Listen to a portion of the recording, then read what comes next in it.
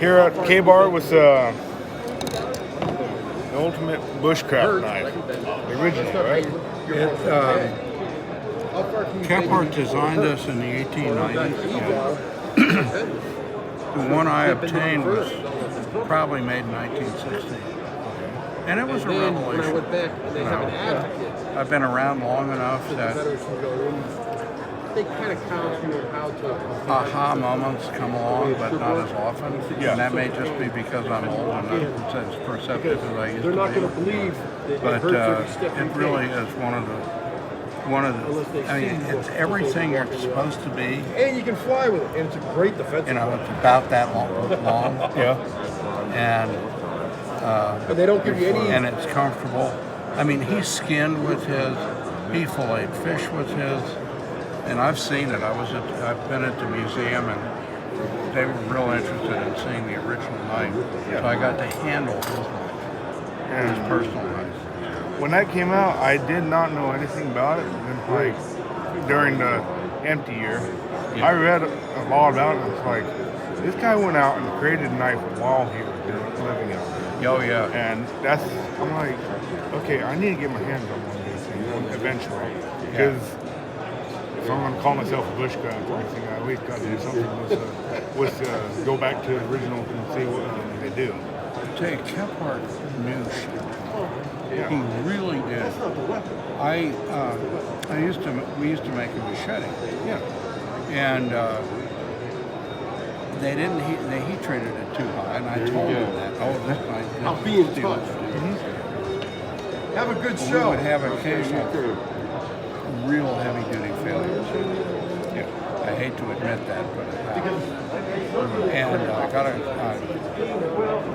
I was on a forum, and a kid up in British Columbia had one blow up on it. So I called him because I wanted to know, what happened, and because I always want to know what am I going to say. Yeah.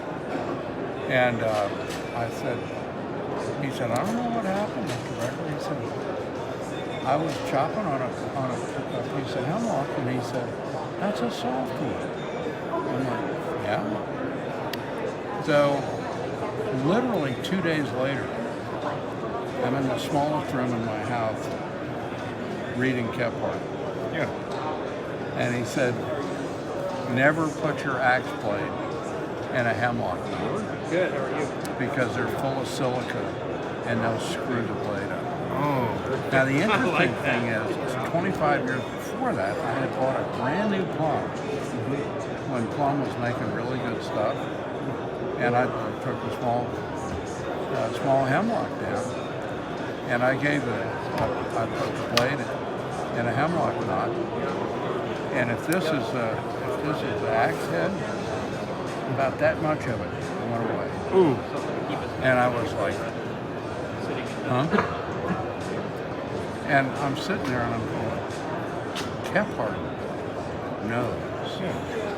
So, what about this knife from the original have it was taken? What's different? Yeah, what different and what was taken from it? Okay, all of the only thing different is the grind. This is a full flat grind from bottom to square. Yeah. But the original was a double convex grind. It was really cool. Yeah. And we can't teach our machines to do that. So that's the only difference. Handles are within that much of real of the original. The blade is very much the original, and we took all the dimensions directly off the original knife. Oh, nice. So, and even the sheath is very similar to the one I got with the original. Now the difference is not much, but a simple pouch sheath that hangs down, so it's right at belt level, which is where I like the knife. Yeah. So, Well, that's cool. Well, thank you for talking. well, you seen this guy? No, I haven't. What is it? That's the BK-18. We call it the Harpoon. Yeah. And I'm pretty excited about it. Is this a new field knife, like a new bushcraft type? Yeah. Hey, please tell me what the hell a bushcraft knife is. Yeah. It's not sharp you use for bushcraft. Yeah. Well, I have two Bowie knives, big ones, custom, like hand forged and everything. They're a pain to take out. That's what packs are for. Yeah. So, but again, it's very, and this sheath, because you know when you're walking around camping, you're always trying to. And I always say if you wear a knife where you traditionally do, every time you successfully insert it without stabbing yourself in the butt is a success. Yeah. So, but this has an easy to get in. Boom. And it's in and out. Nice. And it's very simple to do. And you can rig this sheath. Now, mind you, I stole this idea from Dave McIntyre, who was the guy who won the Yeah. And just a simple piece of bicycle inner tube, light, direction, fire, and a couple of tinder quicks, and a little sharpener. Nice. And the whole package is extremely heavy. Do you guys like? My wife has That's very nice. About 3 ounces. Yeah. So, there's just a, you know, You can do it reading map. Yeah. In my case, I use it to find my bedroll in the middle. Because it's at my age, I have to do that more than once. But you can do the same thing on this one, I don't trouble at all. And also the inner tube has a lot of BTUs in it. Yeah. So you can use it as an accelerant. And I do the same thing on the handle. This is what a new one looks like. Oh. That's pretty cool.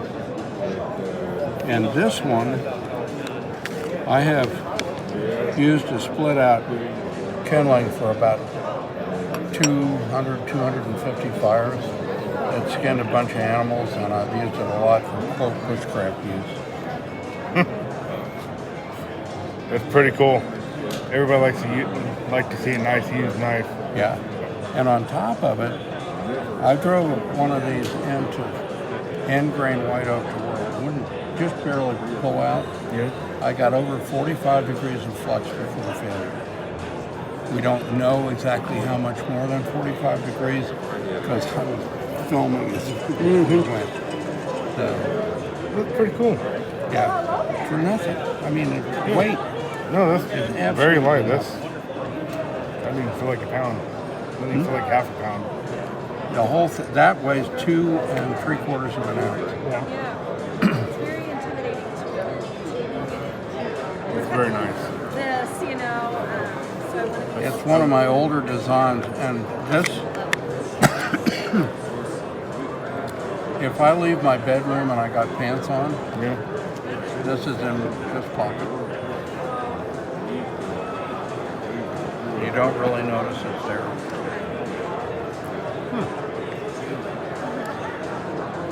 Got to rig up a little fishing kit for it. It won't weigh anything either. Well, that's pretty cool. Is there anything else you want to close out with? Or?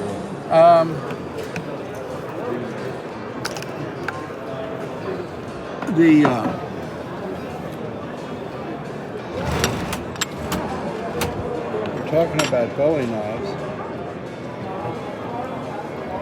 Ooh, the BK9. The guys a on knife. my forum refer to that as the king. And it makes a decent short machete. It chops way above its weight. And every knife I ever make, I design so you can do little stuff. The 14-inch machete I mentioned. Yeah. I made a fire kit at a fire class one time in a crowded space with a 14-inch machete, and I had some nervous neighbors. But I want to be able to do anything. Every knife should be able to do anything. And I've taken 5-inch trees down with this knife and a baton. I mean, all this business. Yeah. Yep. What? Thank you. Yeah, no problem. So, I mean, obviously, this guy is not exactly what you'd call an ideal bushcraft knife. But again, we're right down to where we, you know, I like this.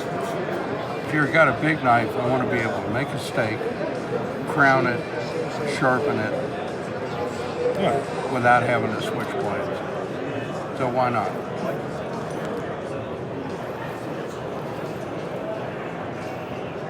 I actually like that. The guy who designed the blade on that was not me. But Hank Reinhardt knew more about kukris than anybody in the United States. I like the leaf shape to it. Yeah. Got a real nice thick belly to it too. The secret to any big knife, but especially a kukri, if you can get a snap cut, which is basically this, the way you do on an axe, if you do that with this knife, you move material. Yeah. I mean, it chips will fall. And it makes a hell of a weapon.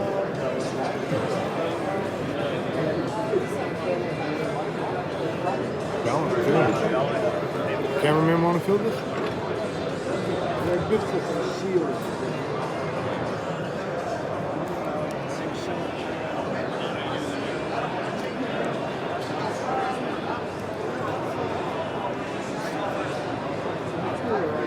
It's interesting. Hank ran a company called Museum Replicas Yeah. for many years, and he was really an incredible designer. I mean, just period. The reenactment people loved him because his reproductions worked, and so one of his students told me that he had always wanted to go to St. Paul, but he really didn't want to go to India because he didn't want to be confronted with the poverty and all that stuff.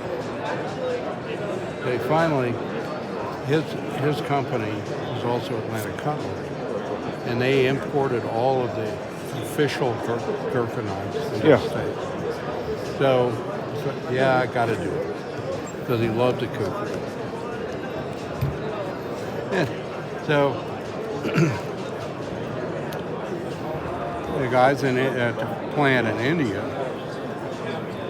contacted some people in Nepal, and they found an old Subedar major who was renowned for having killed a lot of Japanese during World War II with a kukri knife. Yeah.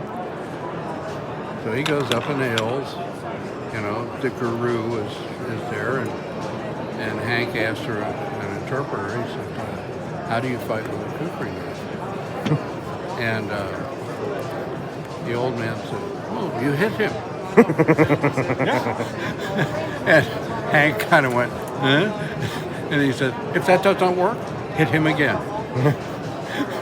So he gets back to the States, and he's talking to the guy. Yeah. This guy was talking to Hank was dead at that point. He said, I asked Hank if it was worth the trip, and he said, good information is good information. So, but neat stuff. Well, thank you again for letting me interview you and seeing how you're doing. I'm here, you know. Yeah. If people ask me, do I enjoy the SHOT Show? And it's really simple. I get to talk about guns and knives for 4 days. Throw me in that briar patch. Oh, you know what? I love actually coming here and talk and just like the enthusiasm of people. Yeah. You talk to somebody like said, I use your knife. Oh, how do you like it? Like Yeah. I was able to build like a really nice fire out of it. Well- Able to get my rabbit and cook my game right on the rock.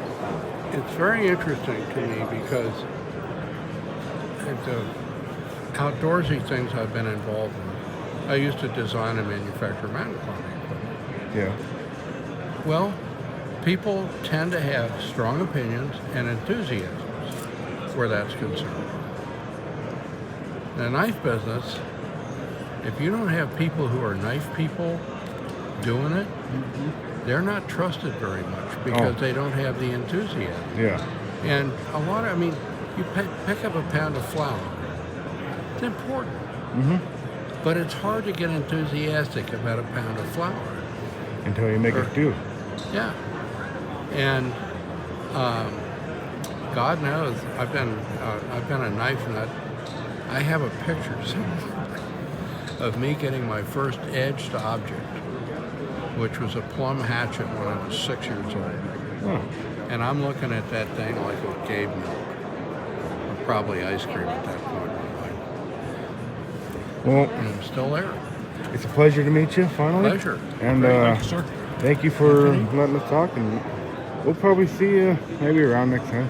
I hope. You guys go to Blake's show? We will. All right. Well,